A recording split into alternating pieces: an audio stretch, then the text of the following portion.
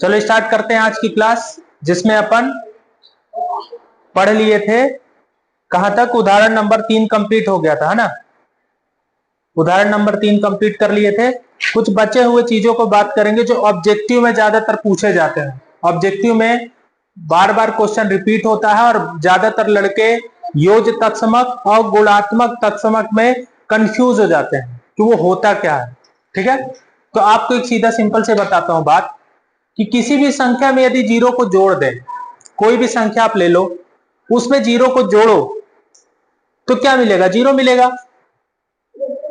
Zero मिलेगा क्या मतलब, मान लो 2 है और 2 में यदि आप जीरो जोड़ रहे हो, क्या जोड़ रहे हो? 2 में जीरो को, तो 2 में यदि जीरो को जोड़ रहे हो तो क्या मिलेगा आपको? 2 मिलेगा। और यदि यही तो बनेगा योज्य तत्समक, जिसमें यदि जीरो को जोड़ा जाएगा वो आपका योज्य तत्समक कहलाएगा। और गुणात्मक तत्समक किसे कहेंगे? जिसमें गुणा कराया जाएगा, ऐसी संख्या जिसमें गुणा कराने पर सेम वही संख्या मिल जाए। जैसे 2 गुणे 1, 2 का गुणा 1 से कराओगे तो क्या मिलेगा? 2 ही मिलेगा ना। 3 का गुणा 1 से कराओगे तो क्या मिलेगा? 3। तो यही चीजों को आज हम पढ़ेंगे। और क्योंकि हम ऑब्जेक्टिव में क्वेश्चन जब आते हैं तो हम दूसरों के सहारे पर टिक जाते हैं, दूसरों के सहारे पर टिक जाते हैं। वो काम नहीं करना है, पहले खुद से करना है। दूसरे के सहारे पे नहीं टिकना है, अपने को ऐसा बनना है कि किसी की जरूरत ना हो, सिर्फ अपना पेपर हम खुद करेंगे, उस हिसाब से पढ़ाई करनी है। ठीक है, तो चलो स्टार्ट करते हैं। ये क्वेश्चन मैंने बताया योज्य तत्समक। योज्य तत्समक के बारे में मैंने अभी थोड़ी सी बात की थी। आज एडिटिव आइडेंटिटी जिसको कहा जाएगा इंग्लिश में, एड मतलब होता है जोड़ना, ठीक है, और तत्समक हो गया मतलब जोड़ना, योज्य करना। योज्य तत्समक में मान लीजिए यदि आपका 2 है, यदि मान लीजिए आपके पास 2 है, ठीक है, 2 में यदि जीरो को जोड़ रहे हो तो क्या मिलेगा आपको रिजल्ट? 2 ही मिलेगा ना। यदि आप 3 में जीरो को जोड़ रहे हो तो क्या मिल रहा है? यदि 0 में 4 को जोड़ रहे हो तो 4।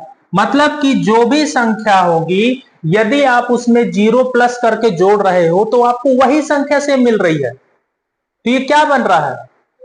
योज्य तत्समक। इससे क्या सीखने को मिल रहा है कि किसी भी संख्या में यदि हम 0 को जोड़ रहे हैं तो जो संख्या है वही संख्या प्राप्त होती है। जैसे मान लो कोई बोल दिया कि 2 का योज्य तत्समक क्या है, आपसे कोई पूछ लेगा तो क्या बोलोगे कि तत्समक क्या है? 2 का योज्य तत्समक, तो 2 का योज्य तत्समक क्या होगा? 2 ही होगा। कैसे होगा? क्योंकि भैया 2 अधन 0, 2 और धन 0 कितना आएगा? क्लियर बात हो गई इतनी? ऑब्जेक्टिव गलत तो नहीं होगा? अब बहुत बार गलती करके आते हैं बच्चे इसी में, इस बार भी क्वेश्चन आया था इस तरह के।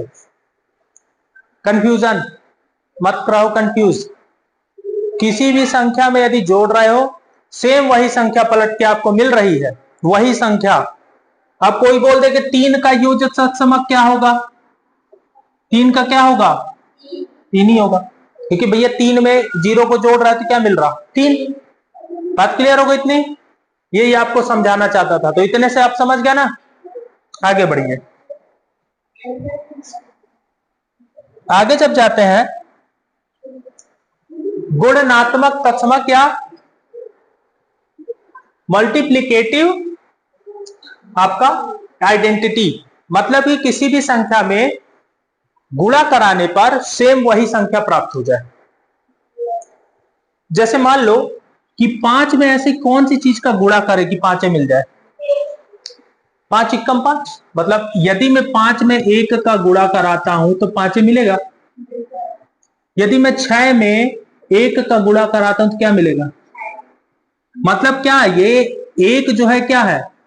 गुणात्मक तत्समक है। क्या है? बातें कॉन्सेप्ट समझ में आ रही है? समझ में आ रहा है कि नहीं आ रहा है? ठीक है, कि यदि किसी भी संख्या में यदि हम 1 का गुणा कराएं सेम वही संख्या पलट के मिलेगी। डाउट तो नहीं इतने में? अगर आपसे बोलूं कि 10 गुणे 1 क्या आएगा? क्या 1 क्या है इसमें? अगर आपसे पूछ दिया 1 क्या है तो गुणात्मक तत्समक, ये आप लिख लीजिएगा क्योंकि ये इंपॉर्टेंट है। यही फॉर्मूला, 1 क्या है? 1 गुणात्मक तत्समक होगा, इसकी पहचान होगी। जिसमें 1 का किसी से गुणा करा दिए तो बन जाता है गुणात्मक तत्समक। मैं आपको लिखने का मौका दूंगा।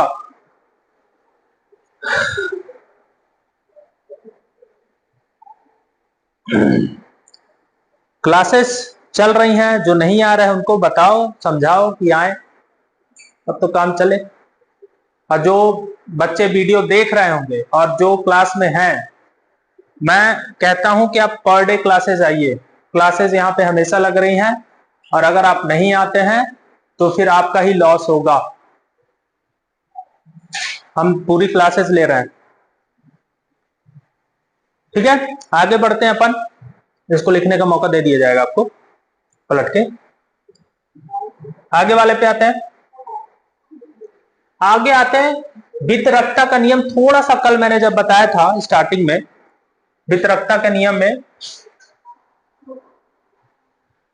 इसको, जब ये एक ऐसा रूल होगा जिसको इंग्लिश में कहेंगे मतलब कि 2 भागों में अलग अलग करना, इसका रूल होगा। जैसे कि कल आपको मैंने 2 चीजें समझाई थी, इसका इतना रूल काफी है ना, इतना रूल खतरनाक है कि अगर अभी बच्चा पढ़ेगा तो 9वीं में काम करेगा, 10वीं में काम करेगा, थोड़ा बहुत 11वीं में काम कर जाएगा। इसको इसलिए अभी समझ लीजिए, सीधा सिंपल। मान लो कल मैंने बताया कि ए है, गुणे का चिन्ह, कोष्टक लग गया तो गुणे का चिन्ह होता है, कोष्टक लग गया तो गुणे का चिन्ह होता है। बी प्लस सी ये लगा हुआ है, तो इसको जब आप वितरकता में चेंज करोगे, जब ए का गुणा बी से कराओगे, देखो इसका अर्थ हो गया गुणे का चिन्ह, ए का गुणा बी से कराओगे तो क्या बनेगा? ए गुणे बी। तो इसको ऐसे भी लिख सकते हो और ऐसे भी लिख सकते हो, ठीक। बीच में प्लस दिख रहा है आपको, इस प्लस को बीच में लगा दो। ए का गुणा सी से कराओ तो क्या आएगा? बन गया यही वितरकता का नियम। दिख रहा कैसे कर रहा हूं? ए का गुणा बी से कराया, ये बीच में धन है तो धन लगा दिया। ए का गुणा सी से कराया तो ए गुणे सी। अब कोई नंबर ले लेते हैं, कोई भी नंबर ले लेते हैं, ठीक है। मान लो जैसे मैंने ले लिया 2, यहां 3 धन, वैसे तो ऐसा होता नहीं है पर एक ट्राई मार लेते हैं। 2 का गुणा 3 से कराएंगे अपन, वैसे तो ब्रैकेट को काम करना चाहिए, ब्रैकेट को रूल। तो 2 का गुणा 3 से, ऋण 2 का गुणा 2 से, ठीक। ऐसे भी सॉल्व कर सकते हैं। या फिर दोनों में क्या कॉमन दिखाई दे रहा है? जो दोनों में है 2 है, यहां पे भी 2 है, दोनों में से 2 कॉमन निकाल लेंगे, अंदर क्या बचा? 3। यहां क्या बचा? बीच में कहां का चिन्ह है? माइनस। सेम बदल के वैसे ही वितरकता के नियम में इस तरह किया जाता है। इसको आपको जान लेनी है फॉर्मूला, ठीक है। मैं कहीं यूज करूंगा, अभी हो सकता है प्रश्नावली 1.1 में यूज हो।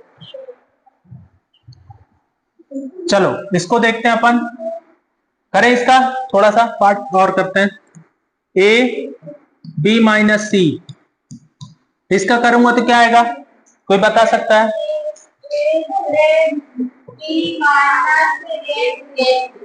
Very good. ए का गुणा बी से कराया, बीच में ऋण का चिन्ह लगा दिया, ए का गुणा सी से कर, मतलब इसका इन दोनों से कराना है आपको गुणा, और चिन्ह को बीच में लगा देना है।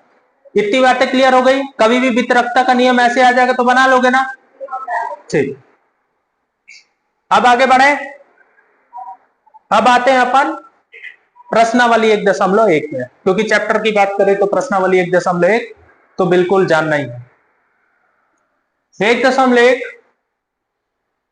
जो लिखा हुआ है वो इस प्रकार है कि निम्नलिखित प्रत्येक गुणन के अंतर्गत उपयोग किए गए गुण धर्मों का गुण नाम लिखिए। मतलब कि जो भी आप लोगों ने पीछे गुण धर्म को पढ़े, इसमें लगे हुए जितने गुण धर्म हैं वो आपको बताना है बस, कि कौन कौन से गुण धर्म लगे हैं। जो अभी बताया ना मैंने, योज तत्समक बताया, गुणात्मक तत्समक बताया और वितरकता का नियम बताया, ये तीनों नियम बताया था ना।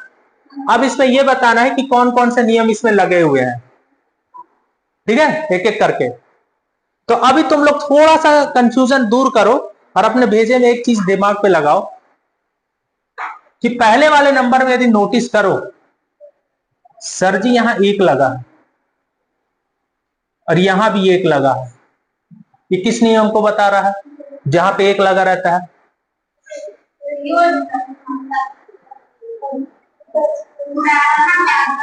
किसमें करता है? गुणात्मक तत्समक। देखो यहां पे -4/5 का गुणा 1 से कराओगे तो -4/5 आएगा, और 1 का गुणा -4/5 से भी कराओगे तो वही -4/5 आएगा, वही तो आ रहा है। और 1 यहां दिखाई दे रहा है, हमने बताया था कि 1 का गुणा किसी से भी कराओगे तो कौन सा नियम बन रहा है? गुणात्मक तत्समक। यही यहां पहचानना है, यही पहचानना है।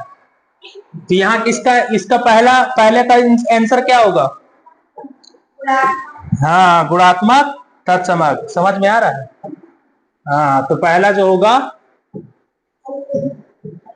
गुणात्मक तत्समक। कैसे पहचान लिए? क्योंकि उसमें 1 का गुणा कराया जा रहा है। पहले का आंसर ही हो गया गुणात्मक तत्समक। चलो दूसरे वाले का बताइए। रूल अभी पढ़ के आए हैं, कैसे पढ़े हैं थोड़ा ध्यान देना। अगर आप इसको मान लो A, इसको मान लो A, इसको मान लो B। अब देखो -2/7 अब पहले हो गया, मतलब ये हो गया B, और ये वाला जो 13/17 A था वो बदल गया अब A। तो इस तरह कहां पढ़े थे? A गुणे B बराबर B गुणे,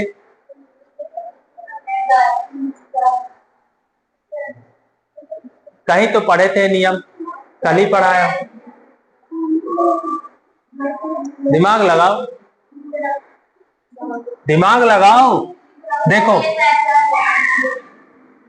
देखो इसमें कैसे दिया है, -13/17 है गुणे -2/7 है बराबर -2/7 है गुणे -13/17। Very good.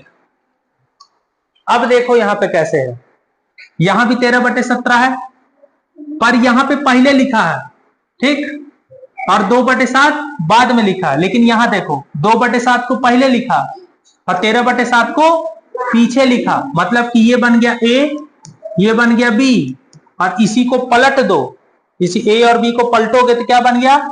B गुणे A। और जब इस तरह बना रहता है तो उसको क्या बोलते हैं? क्रम विनिमय नियम।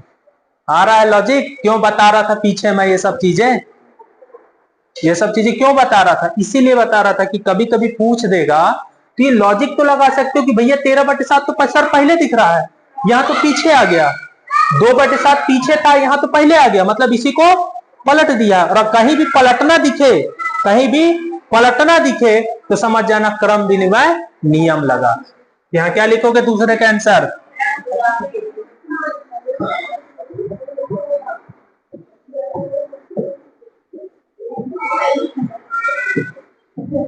क्रम विनिमयता लिखा होगा, है ना? क्रम विनिमयता, अच्छा क्रम विनिमय लिखा है।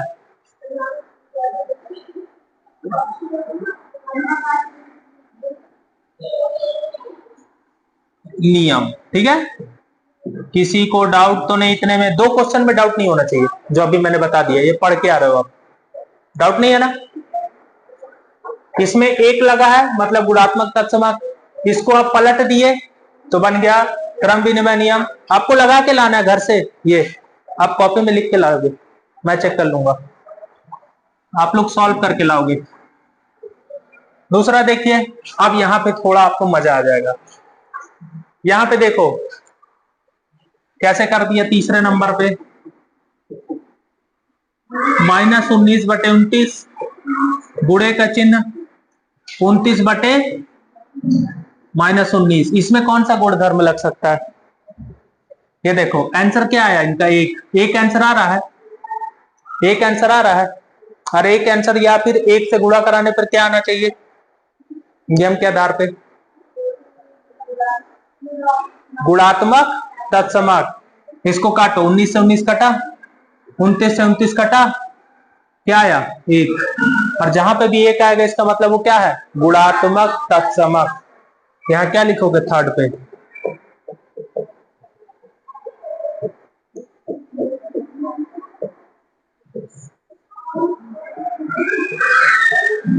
गुणात्मक तत्समक। तीनों सॉल्व हो गए, है सरल। एक आया गुणात्मक तत्समक, 0 आया योज्य तत्समक, क्रम पलट दिया तो क्रम विनिमय। अब चौथा आप लोग खुद ही बताइए किताब से देखकर। चौथा दूसरा नंबर देखिए, 1/3 को ए मान लो, 6 को बी मान लो, 4/3 को सी मान लो और उनकी जगह रखो ए बी सी को। अब 2 मिनट में बता लोगे अगर पढ़े हो तो। 1/3 आपको यहां लिखा हुआ है, इसको मान लीजिए ए, 6 को मान लीजिए बी, 4/3 को मान लीजिए सी। इसको ए, इसको बी, इसको सी। अब यहां पे उसी को बदलिए, जहां 1/3 दिखेगा उसको क्या रखना है? ए, 6 को रखना है बी, 4/3 को रखना है सी। तो ये कौन सा नियम बन गया? सब पढ़े हो।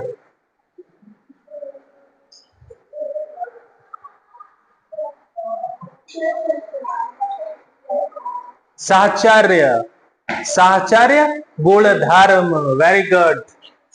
ये देखो ये बन गया 1/3। क्या बन गया? मैंने 1/3 को क्या लिया है? ए, तो यहां क्या लोगे? ए। ये 6 क्या है? बी, तो यहां लोगे बी, गुणे 4/3 क्या है? सी, तो सी बाहर। तो देखो क्या पढ़े थे आप लोग, यदि ए बाहर है तो यहां ए अंदर हो गया, अब सी अंदर था तो सी को बाहर कर दिए। ये नियम कहां पढ़े थे अपन? साहचर्य नियम। तो तीसरे का आंसर क्या आया? दूसरा है क्या? हाँ, दूसरे का आंसर हुआ साहचर्य गुणधर्म। बनेगा करते, ठीक, डाउट नहीं होना चाहिए इसमें। ठीक, आपको घर से लगा के लाने हैं पूरे सवाल खुद से बिना देखे, ठीक है।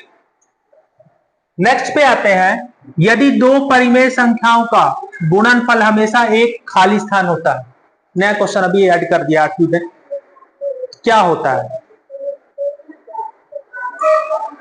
दो संख्याओं का, दो परिमेय संख्या है, दो परिमेय संख्या होती है। परिमेय संख्या जानते हो, प्राकृतिक को भी बोल सकते हो। कोई भी परिमेय संख्या दो थे जोड़ो तो आपको क्या मिलेगा? हाँ, दो परिमेय संख्याओं को जोड़ोगे तो क्या मिलेगा? बिल्कुल, परिमेय संख्या मिलेगी। समृत में ही था ना कि अगर आप 1 और 2, ये भी परिमेय है, ये भी परिमेय है, इन दोनों को जोड़ोगे तो क्या आया? 3, ये भी परिमेय है। तो इसका आंसर क्या आया? परिमेय। कितना सरल था ना, एकदम इजीली। थर्ड का क्या आएगा? परिमेय।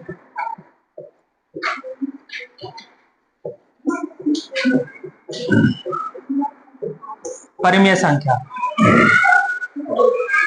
इस तरह से अपने को डीपली पढ़ना है। डीपली यदि पढ़ रहे हैं अपन लोग तो अपने को डाउट एक भी नहीं होगा, एक भी डाउट नहीं होगा। हमारा हर एक कॉन्सेप्ट क्लियर होगा, लेकिन आपको घर में जाके पढ़ना पड़ेगा।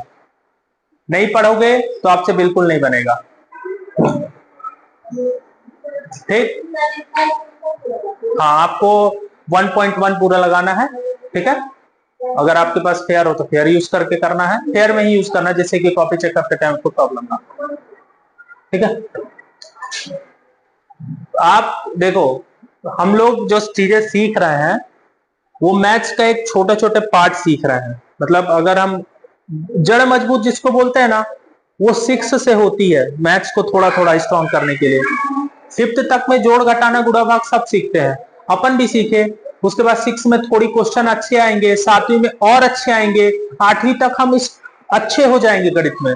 फिर 9वीं से हमको अच्छी अच्छी क्लासेस और भी सीखने को मिलेगा। तो अगर अपन छोटे क्लासेस से प्रयास करें तो सीखते बन जाएगी, नहीं तो नहीं बनेगा। ठीक है, आगे के चर्चा करते हैं इस पे। मैं आपसे एक बात बताता हूं, बहुत समय पहले की बात है कि जन्म और मृत्यु, एक महाभारत काल में एक समय चल रहा था कि धर्म और अधर्म क्या है। मतलब बोलते ना कि अच्छा कौन है बुरा कौन है, जो आप लोग जानते हो। धर्म अधर्म तो बहुत कम लोग जानते हैं, अच्छा और बुरा क्या है। तो अच्छा बुरा में दो चीजें समझ में आती मुझे, वहां पे मेरे को जो समझ में आपसे शेयर करता हूं। धर्म अधर्म में, अच्छे और बुरे में जो संपर्क समझ में आता है, आप लोगों ने परशुराम जी का नाम सुना होगा। भगवान परशुराम और गुरु द्रोणाचार्य नाम सुने होंगे महाभारत में। ये तो वैसे जो परशुराम जी हैं वो राम काल के थे। राम जी का जब समय था तब के वो परशुराम जी थे। वो तो द्वापर काल में महाभारत चल रही थी तो भी जीवित है और अभी भी जीवित हैं। वो अभी भी जीवित हैं। 5 चिरंजीवी आज भी जीवित हैं और तभी धरती टिकी हुई है। तो एक महारथी का नाम आप लोग जानते हो कि कर्ण का नाम सुना होगा आप लोगों ने। कर्ण और अर्जुन 2 पार्ट ऐसे थे जिसकी विद्या जो है कही जाए तो मेरे हिसाब से उनके गुरु ने कहा, गुरु द्रोणाचार्य ने, कि मेरे से मेरा जो शिष्य है उससे बड़ा धनुर्धर कोई नहीं है, धनुष चलाने वाला इससे बढ़िया कोई नहीं है। शांत करा कर बोला सर आ रहा। उन्होंने कहा कि मेरा जो है, जो जिसको मैंने सिखाया है वो उससे बढ़िया पूरे विश्व में कोई नहीं है। विश्व मतलब समझ रहे हो ना, पूरा विश्व 192 कंट्री है हम लोग की, 192 देश। 192 देश में अर्जुन से बढ़िया धनुर्धर कोई नहीं था। मतलब धनुर्धर मतलब धनुष चलाने वाला। कर्ण खड़ा हो गया। कर्ण बोला कि नहीं, गलत बोल रहा है गुरुदेव, मैं हूं। बोले साबित करो। बोले कि आप साबित क्या करना है, आप एक बार बताओ तो मैं बताता हूं। हकीकत में वो तेज था, हकीकत में तेज था। वो जो बाढ़ मारे अर्जुन की तरफ, वो रथ 2 कदम पीछे चली जाए। हैरानी की बात है कि वो किसकी तरफ से लड़ रहा है, वो अधर्म की तरफ से लड़ रहा है। अर्जुन धर्म की तरफ से लड़ रहा है, लेकिन शक्ति दोनों में बराबर थी। लेकिन कर्ण की शक्ति थोड़ी ज्यादा ही थी। गुरु अलग अलग थे दोनों के। वो गुरु परशुराम से सीखा था, ये गुरु द्रोणाचार्य से सीखे थे। दोनों डिफरेंस थे, बट हारा कर्ण। इसका रीजन एक साफ है, क्योंकि वो साथ किसका दे रहा था, अधर्म का। मतलब गलत का साथ दे रहा था। व्यक्ति यदि गलत का साथ देगा तो जीवन में उसके साथ कभी सही नहीं होगा। कहानी का उद्देश्य ये मैं बताना चाहता हूं। कर्ण बहुत ज्ञानी था, नो डाउट। बहुत जिसको बोलते थे ना कि कुछ भी दान पुण्य करने में आगे, तो कुछ भी मांग दो उससे, कुछ भी मांग दो, जान भी मांग दोगे तो दे देगा, ऐसा व्यक्ति था वो। उसका नाम ही था दानवीर कर्ण। वो कुछ भी मांग दो ना, सुबेरे नहा के जब भी पूजा करके कोई भी सामने चला जाए कुछ भी मांग देता था, वो उतार के दे देता था। पर गलती उसकी ये थी कि उसने अधर्म का साथ दिया, गलती का साथ दिया। मतलब हमको कोई भी गलती का साथ नहीं देना। हमारे जीवन का सबसे बड़ा उद्देश्य ये है। इस कहानी का तात्पर्य मैं ये बताना चाहता हूँ, हमारे वेदों में बहुत सारी चीजें लिखी हुई हैं धर्म अधर्म को लेकर, पर पढ़ते हम लोग नहीं हैं, जानकारी नहीं लगते। आधे लोग को तो 4 युग है हमारे, ये भी नहीं पता होगा। कितने युग हैं किसी को नहीं पता। इसका रीजन है ना, क्योंकि हमने पढ़ा नहीं, जानकारी है नहीं, और जानकारी नहीं है तो फिर फंसे हुए हैं आधे जंजल में। चलो आगे बढ़ते हैं, इस पे देखते हैं जो जो अपन पढ़े इधर, जितना चीज क्लास कंप्लीट किए उसमें क्या किस चीजें समझ में आई। अपन पढ़े थे, स्टार्टिंग जब स्टार्ट किए थे पढ़े थे समृत। समृत पढ़े थे। समृत में परिमेय संख्या, व्याकलन, गुणन, और संक्रियाओं का अंतर्गत समृद्ध है, मतलब सभी योग में भी है, घटाने में भी है, गुणा में भी है, भाग में भी है। यही लिखा हो पहला नंबर। क्लियर बात हो गई। दूसरा नंबर, परिमेय संख्याएं योग और गुणन में संक्रिय है।